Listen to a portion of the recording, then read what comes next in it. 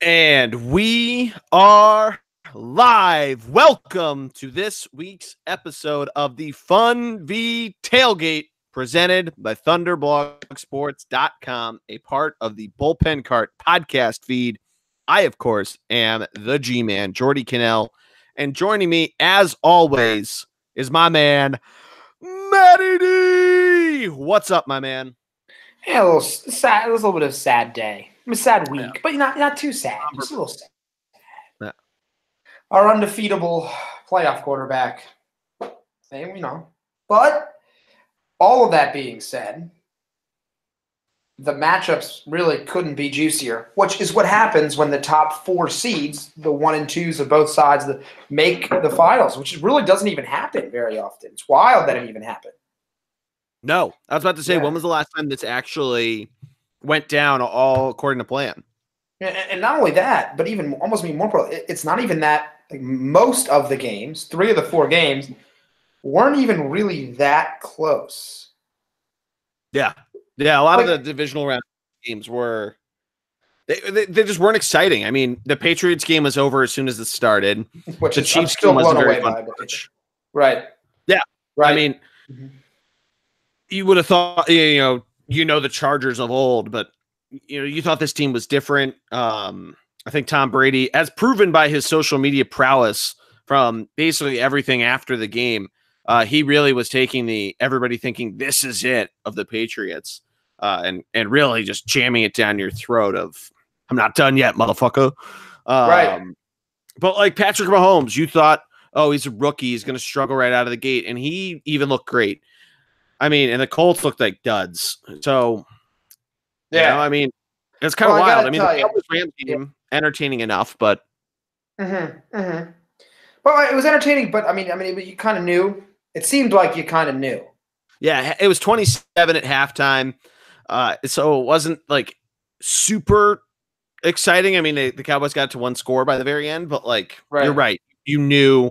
I mean, shout out to CJ Anderson for really proving all the haters wrong. I mean, we have a dude in our fantasy leagues whose team name has been for 4 years, CJ Too Fat. Right, Alan. Yeah, right. He had 2 touchdowns in the playoffs. I mean, eat all the jelly donuts you like. Or what does Butter McFarland say? The butter biscuits? The butter biscuits. Hey, look, eat all the butter biscuits you want, baby.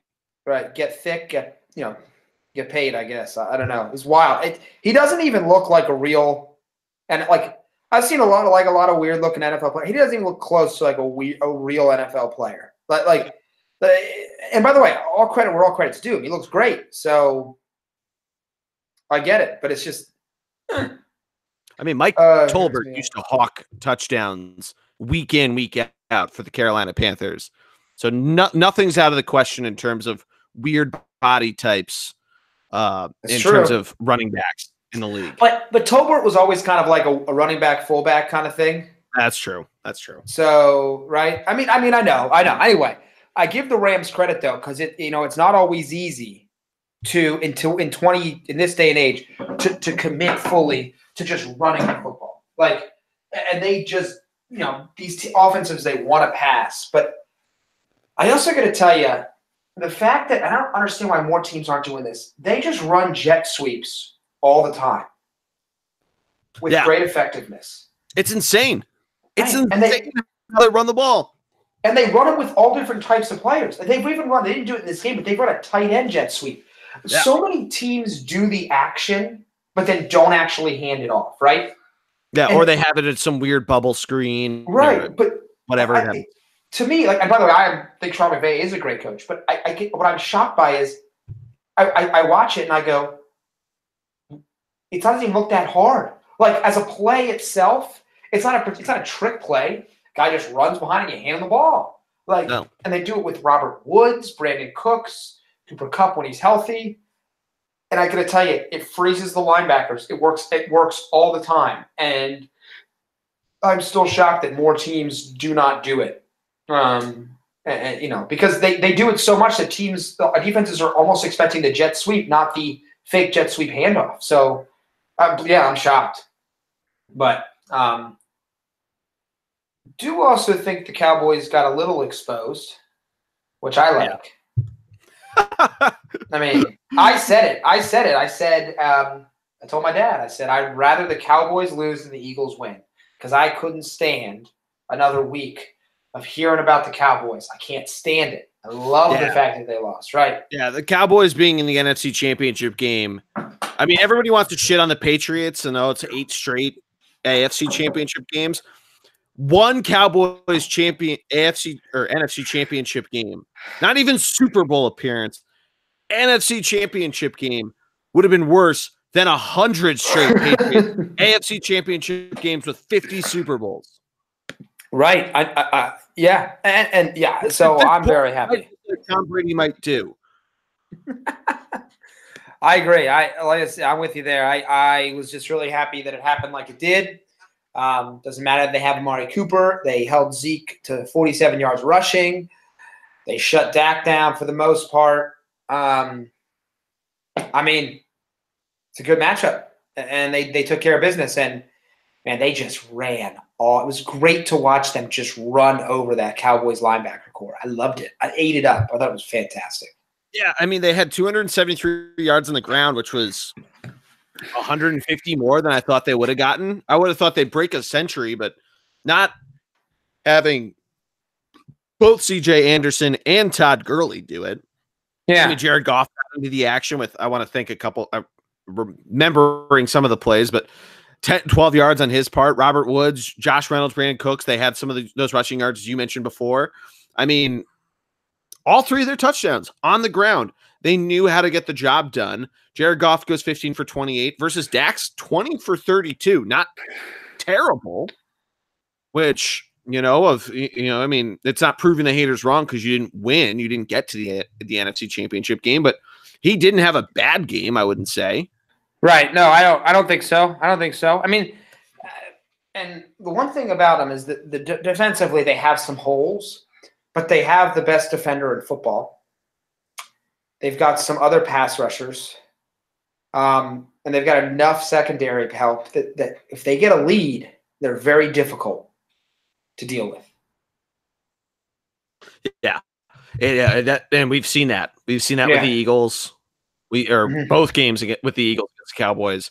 The Rams, though, I mean, their defense did that too. Their defense shut them down and really didn't let them. I mean, they didn't give a yard. They didn't give an inch. I mean, Aaron Donald got held to 2 tackles. This guy who just led the NFL in sacks. They only had 1 sack, Dante Fowler, who they picked up mid-season.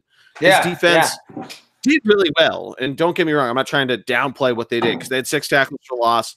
They really got in Dak Prescott and the receivers' faces. But, I mean, the Rams defense really did a good job holding up the Cowboys, too. And, I mean, it getting to 52 points, a little higher than I would have thought. I mean, the Rams exploding 7-3 after 1 quarter.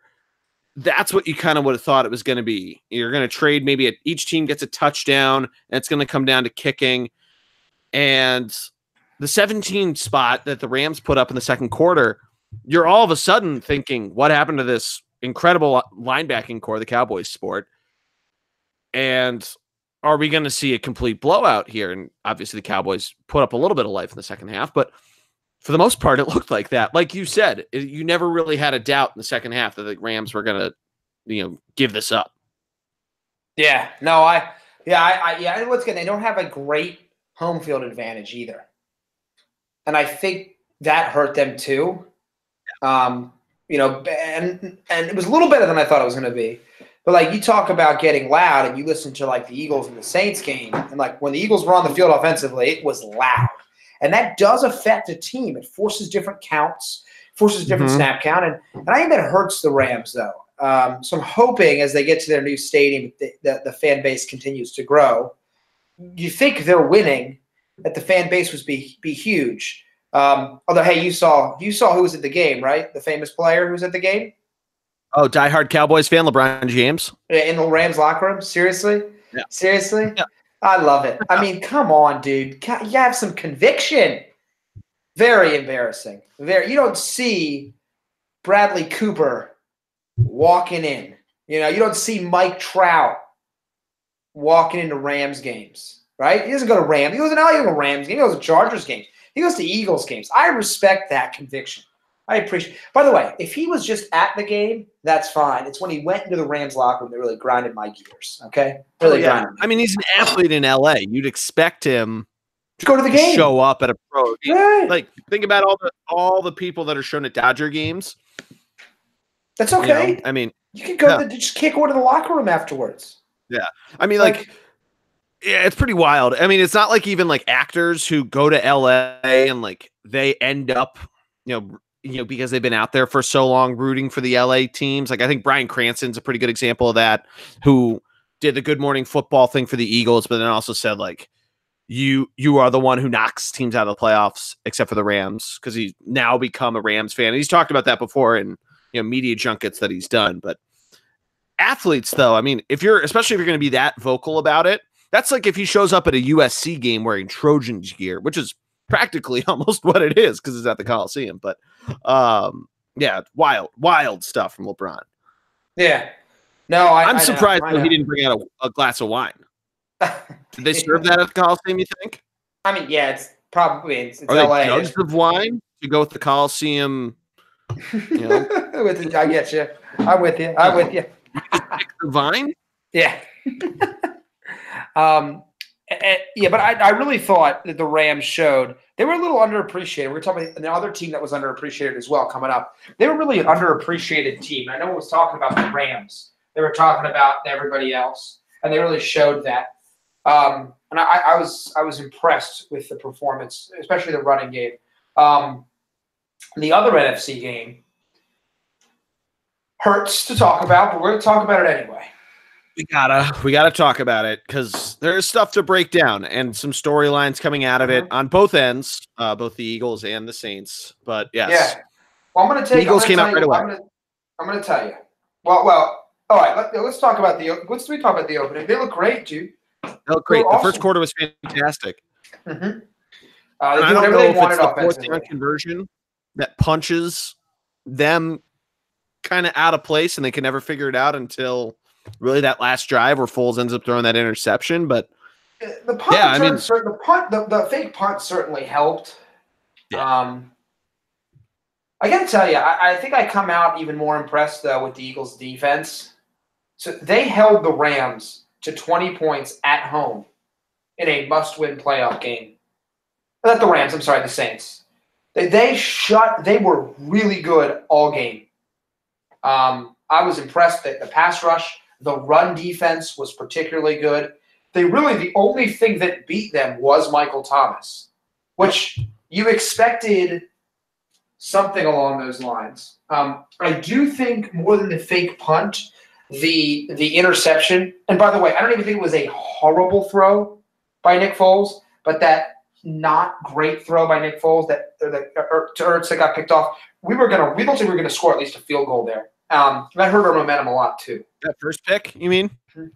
The first pick that Nick had, not the last one, right? Yeah.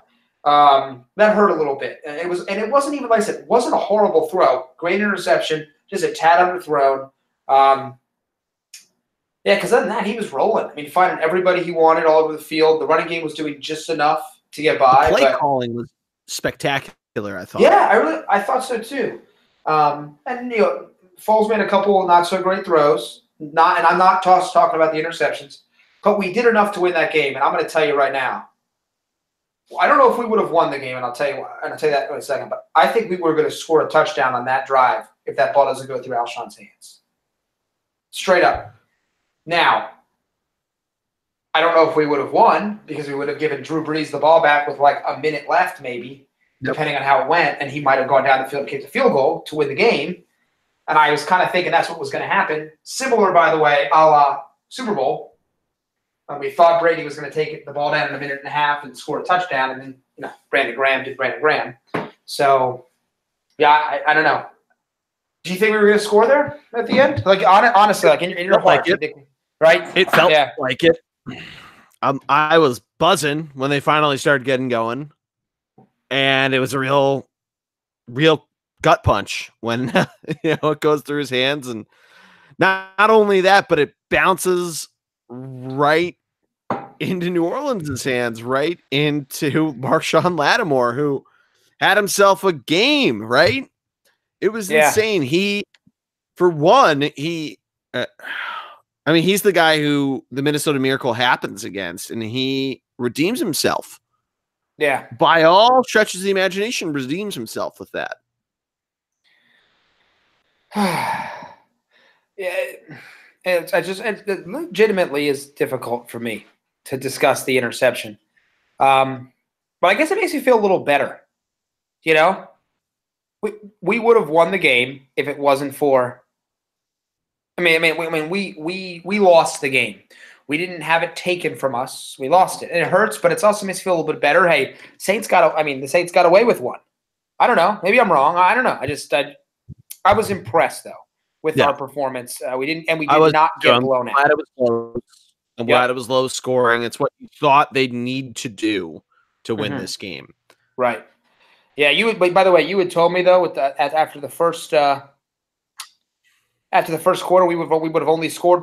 We never would have scored again. I would have put money down saying the opposite. So I was a little disappointed offense, but that's why the Saints are a number 1 seed. Their defense is better than people give them credit for. I mean, you have to admit that. So, yeah, that's one way I would have gone with it. But yeah, 1,000%, 1,000%. And that leads us over to the other side of the bracket. The other team, by the way, that you already mentioned them a little bit, that no one was talking about.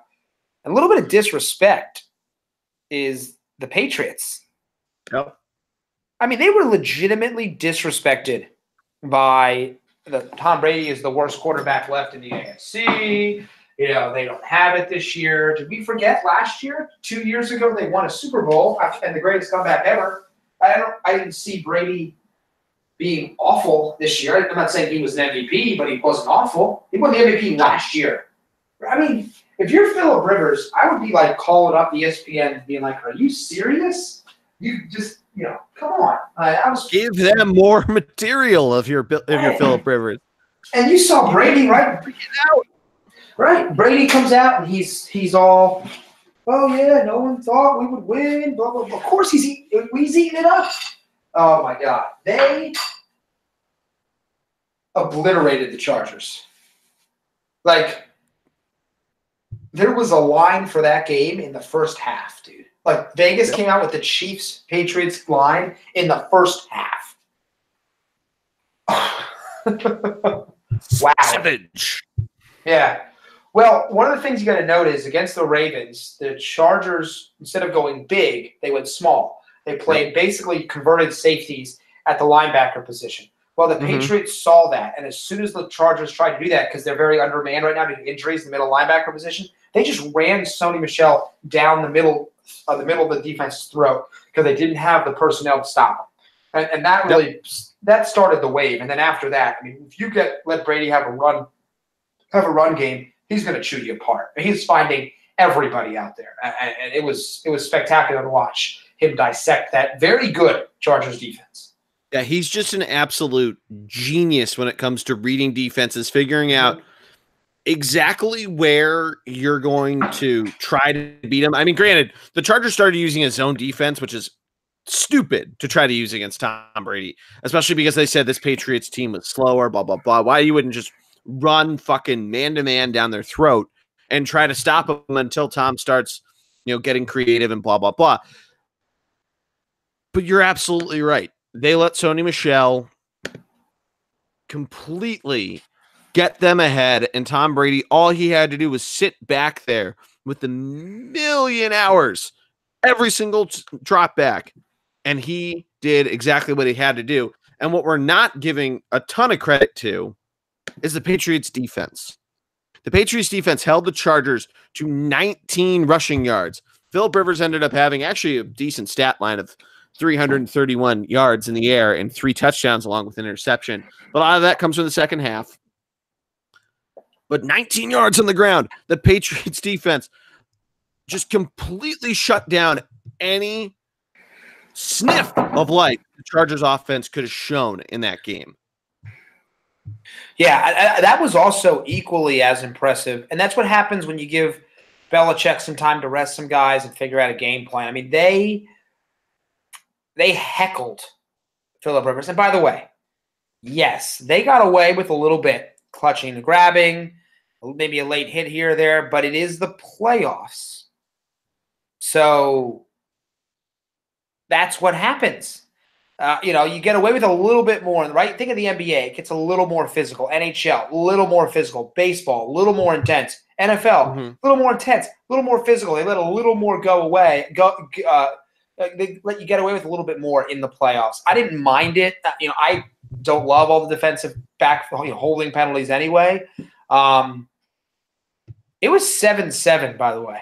Like, that's the thing I can't get over. It's actually a good point. It wasn't like it was that ridiculous. So, yeah, I don't know, man. I hope the Chiefs are ready. I don't care where the game's being played. I know that Brady's not as good. And there's like 3-4 on the – by the way, he's 3-4 on the road in the playoffs because he's never on the road in the playoffs. There's always a 1 or 2 seed, which is amazing to me. Yeah. So – and what, 3 of those losses are against Peyton Manning? 2 of them were in Denver. 1 was in Indy. Right, yeah. So he lost to like a top 5 NFL quarterback of all time. Yeah. Well, and remember the one to the Colts? The Patriots just blew a mega lead. Remember that it was the year the Colts ended up winning the Super Bowl. I know what you're talking about. Like a 2 touchdown lead or something like that. It was like I think it was 12 years ago. No, 12 years ago was no, yeah, it was. It was the 07 playoffs. Yeah, because 08 was the 18-1 season. Yeah.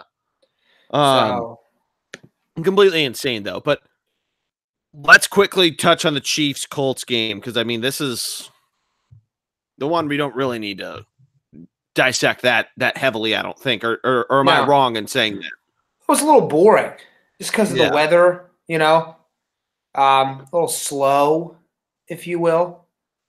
I don't know if that makes sense, but the Chiefs just proved their number 1 seed. Their defense played really well at home, though. And the defense does have a little bit of talent, which I thought, was important to note. And, the other hard part is, didn't the Colts won like 10 in a row or something like that? Something close to that, right?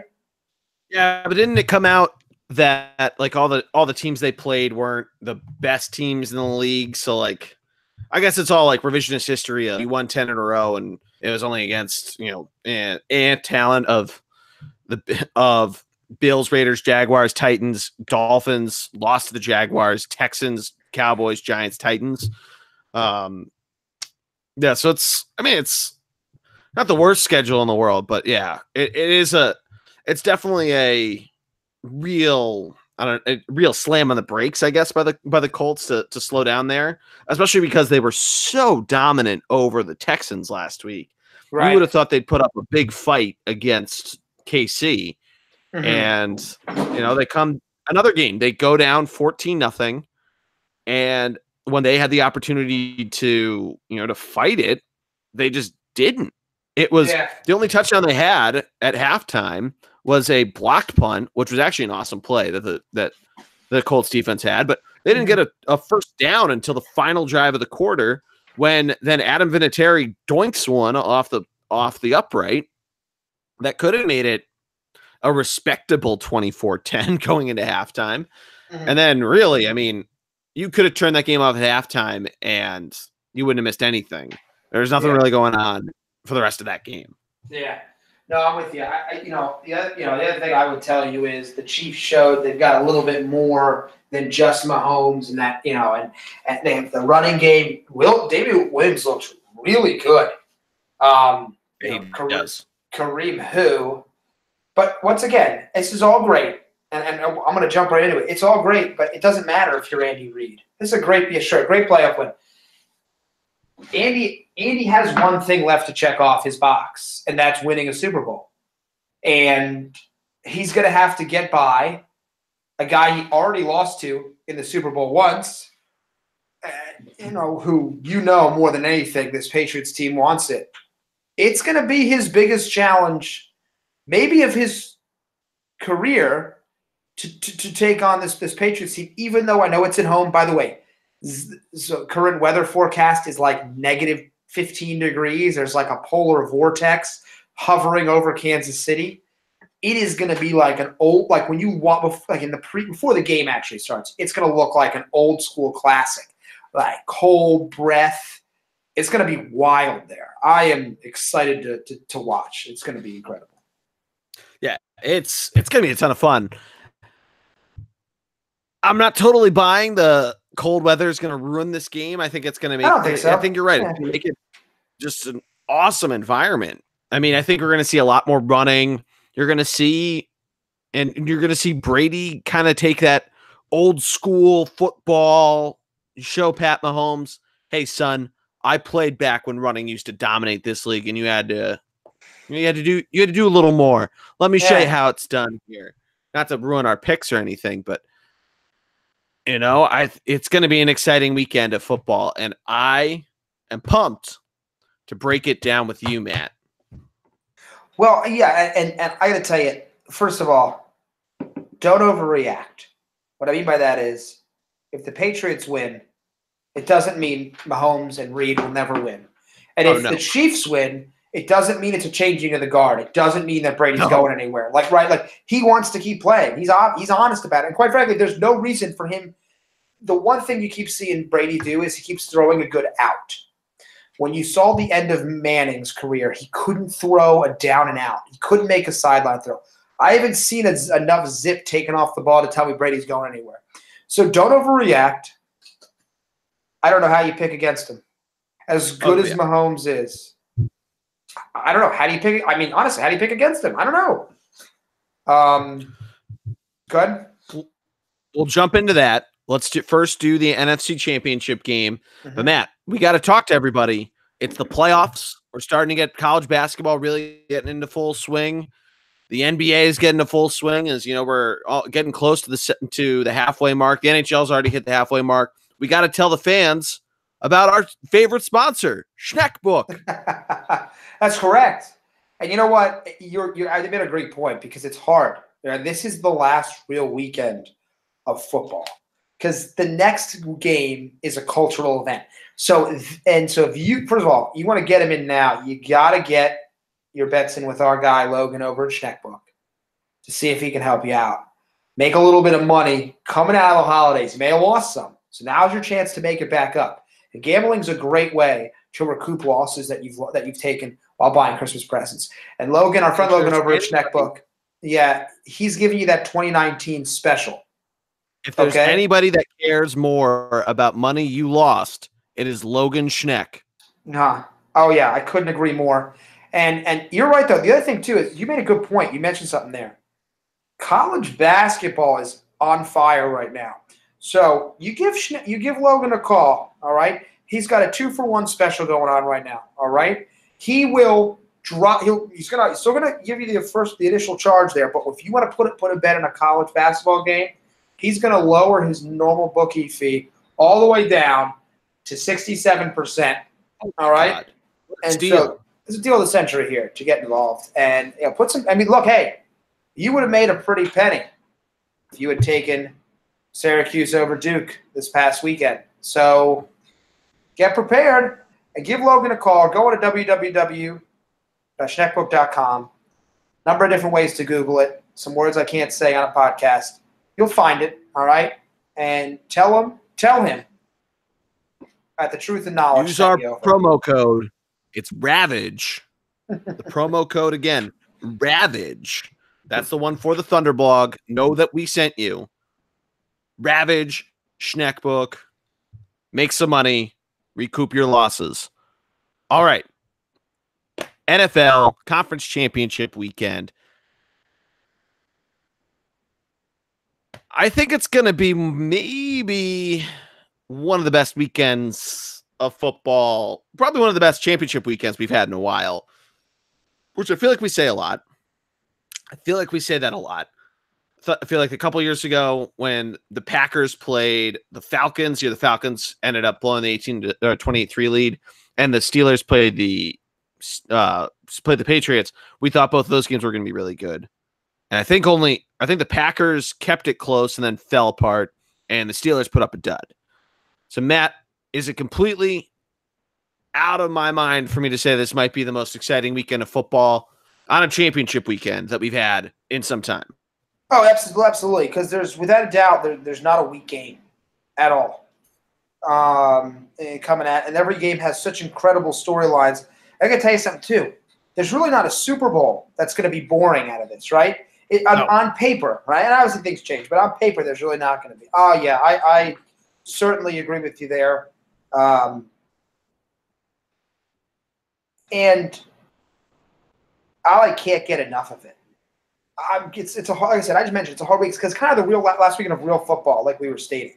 So we'll see what happens. But yeah, no, I think you're right. I think it's one of the best weekends we've ever had in the conference championship games. Yeah, I don't think there's. I'm falling over myself here, but both of these games, I mean, the over/under for the Rams Saints is set at 57, and the Chiefs Patriots with the cold weather set at 56 still. It's absolutely nuts. And I mean, obviously the first game, which we're going to jump into in seconds. I mean, that game we've seen it before, and it was an awesome game. And I think the rematch is going to be just as great. And think about it this way. You get Rams Chiefs, greatest game of the season. You get Patriots Rams. You get the young gun coach versus Belichick.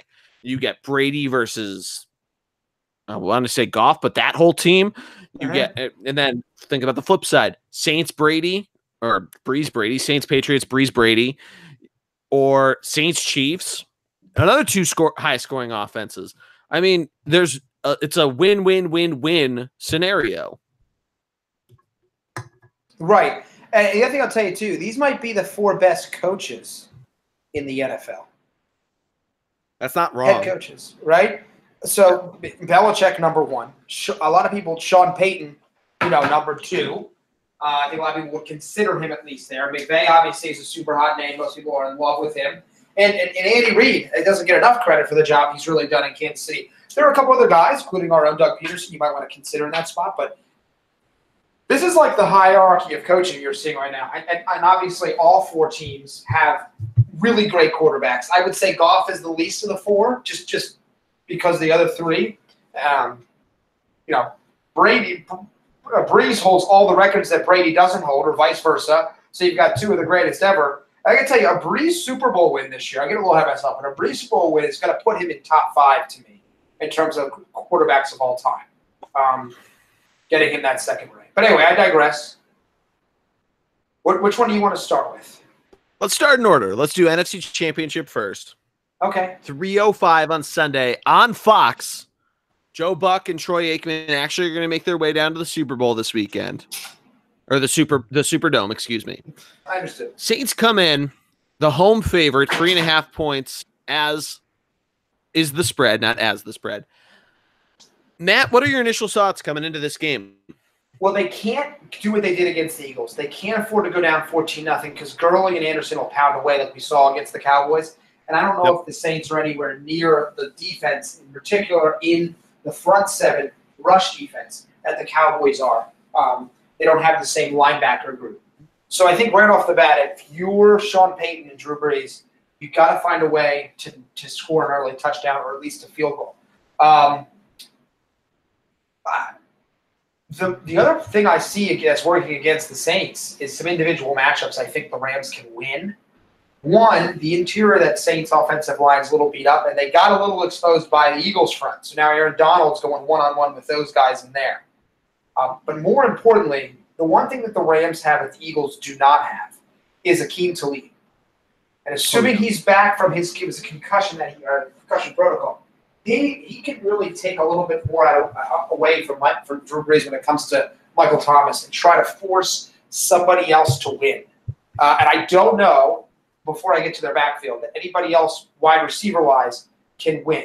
Now, Peyton can out-scheme you, but I don't know if anybody else can win on the one-on-one matchups. Talib can take away a lot of what Thomas does. And Thomas is a great receiver. I'm not taking anything away from him. I'm just saying compared to what the Eagles have to offer, they don't have a Talib walking out the field. Or even a Marcus Peters, so I'm not as high in as I was when he was with the Chiefs a few years back.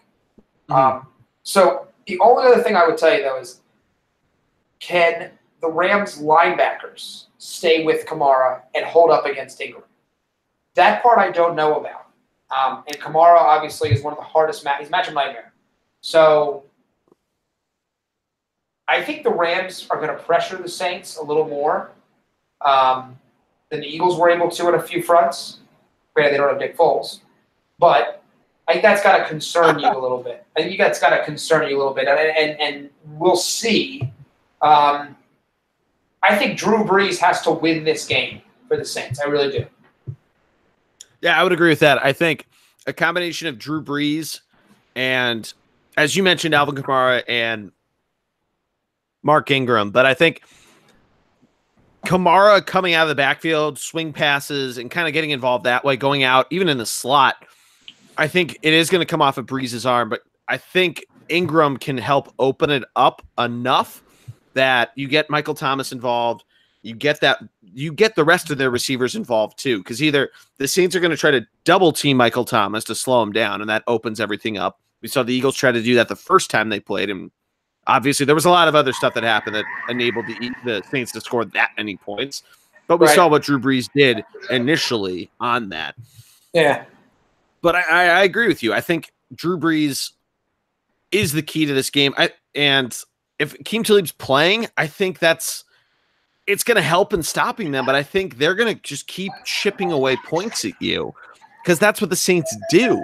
Not that the Rams aren't going to do it on the reverse side, because the Saints defense certainly has their flaws. Now, they've played pretty well. They really turned it up to 11 against the Eagles in last week. And that's really what we should be going off of, because we haven't really seen them play otherwise in 3 weeks now, because they didn't play week 17. But I think Drew Brees gets it done, and he becomes the true key to this game, because thinking on the other side and what they have to kind of fire at the Saints, you're right. They don't have, the Saints defense doesn't have, the front seven like the Cowboys do to hold up on the Rams running backs. But I think Brees has, of any other quarterback in the league, has the ability to keep pace with you and even outpace you. Right. And Brees has been winning games for that franchise by himself for a long time. And I don't want to take it either way, because we always talk about how Brady hasn't had the same weapons as some other great quarterbacks in his career. And that's the truth. He's had great weapons, but in some of those Super Bowl victories, he didn't. I'm not saying that Brees doesn't have good weapons. Kamara and Thomas are two of the best at their position, period. And he's got a great offensive line. But we also have, like you said, we've got to remember his greatness. And what makes him so good is that he'll just out-throw you with great accurate throws, and he'll just out-scheme you with Sean Payton. It doesn't matter how good your defense is or even how bad their players are, the Saints players are. They figure it out. I'm with you there. I don't, by the way, I would put money on the Saints. Like, they're my pick because I trust Brees more than I trust Goff late in the game. Exactly. That's probably the biggest issue that comes into this. Jared Goff, I just don't trust with the ball as much.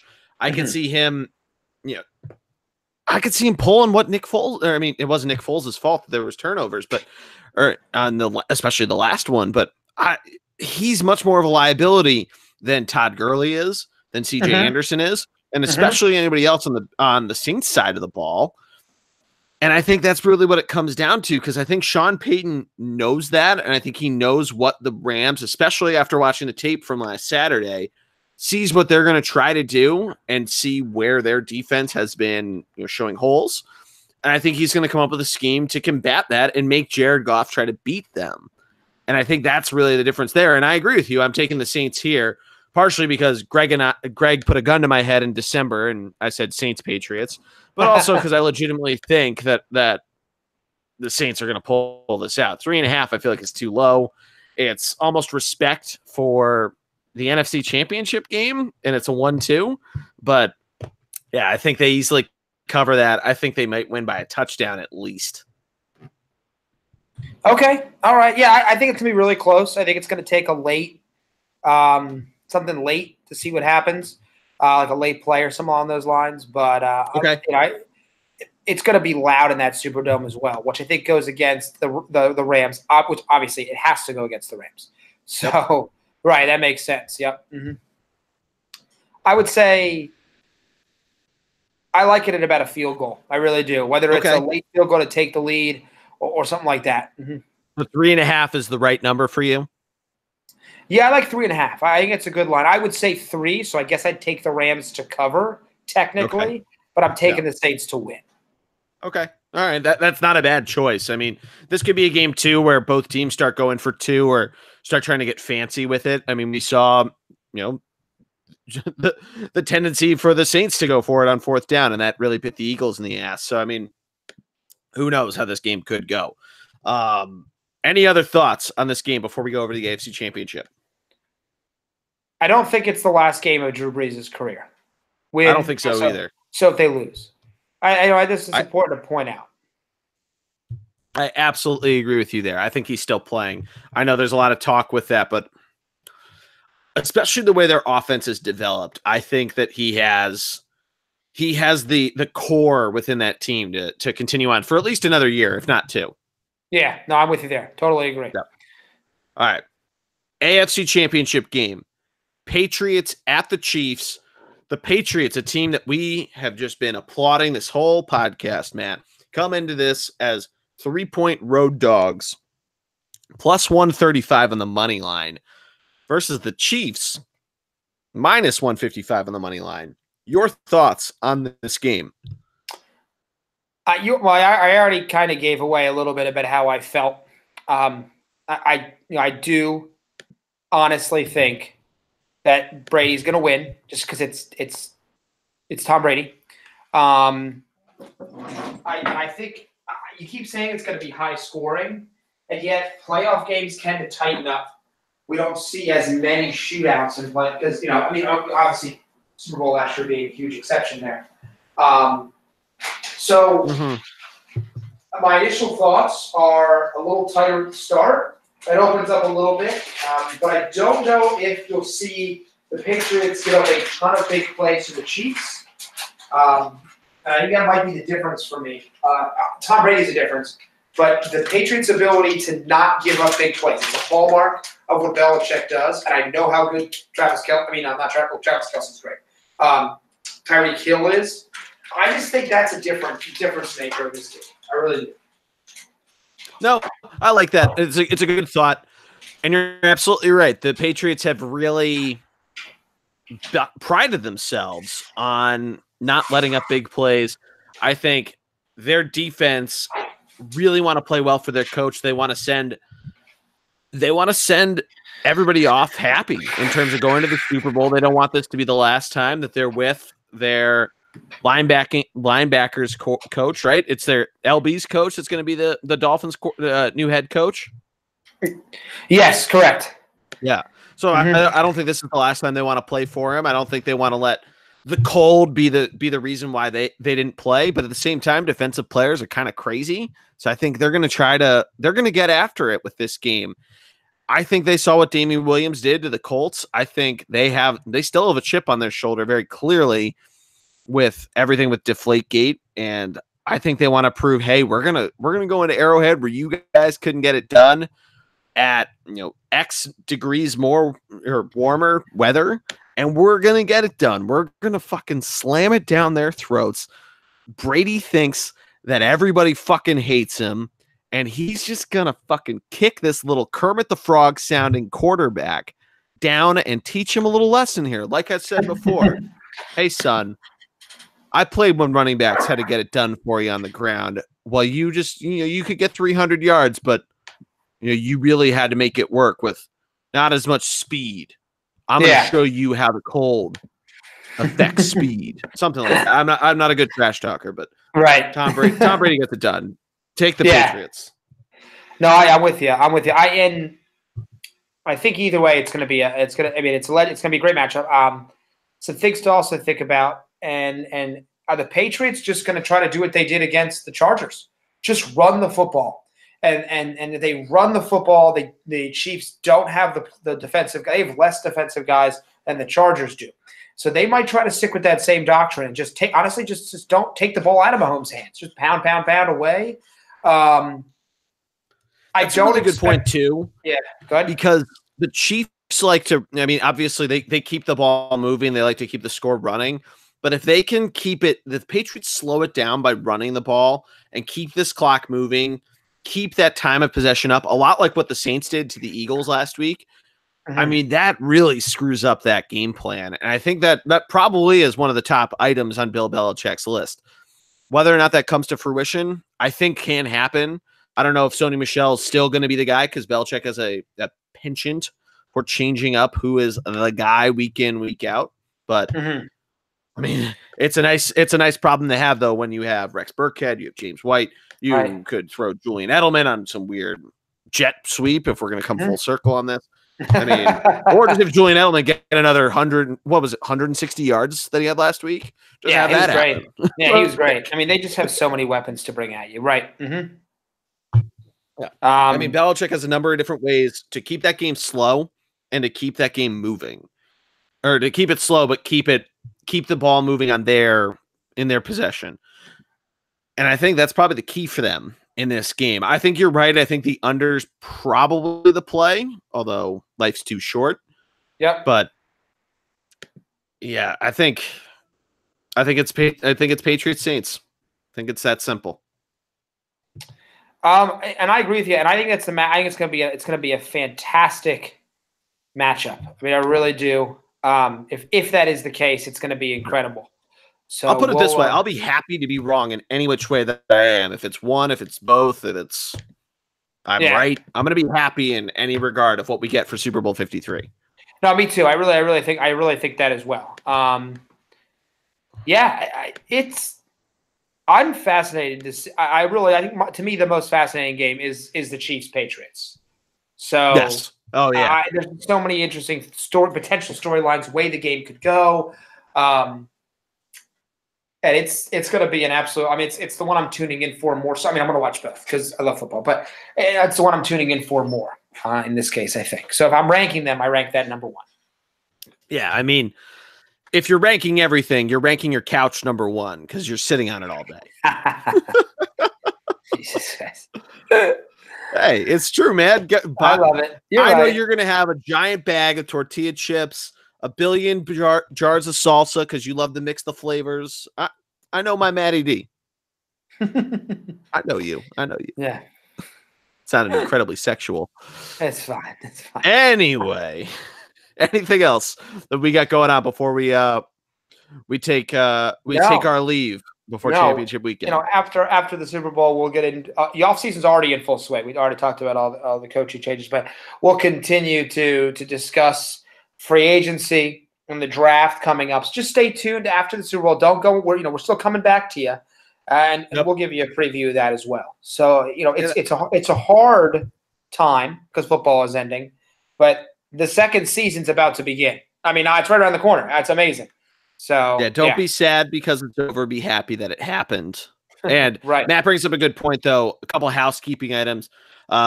We're almost positive, 99% sure that we're going to do our Super Bowl preview the week of the Super Bowl. So no Funvee Tailgate podcast next week. Greg and I are talking about doing a blue line icing. So keep an eye out for that. If not, maybe a bullpen cart off-season special just to keep the feed moving.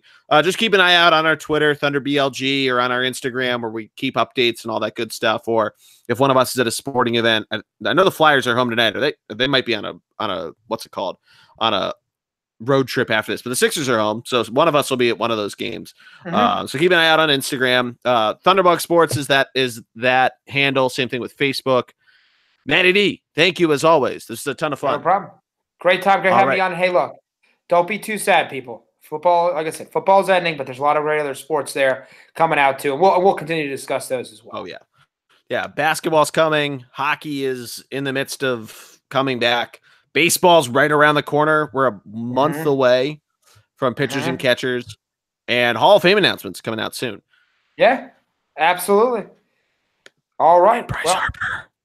Shh, keep it quiet. No. You're not supposed to. You can't say anything yet. All right? We can break that down in another podcast. Knock on wood.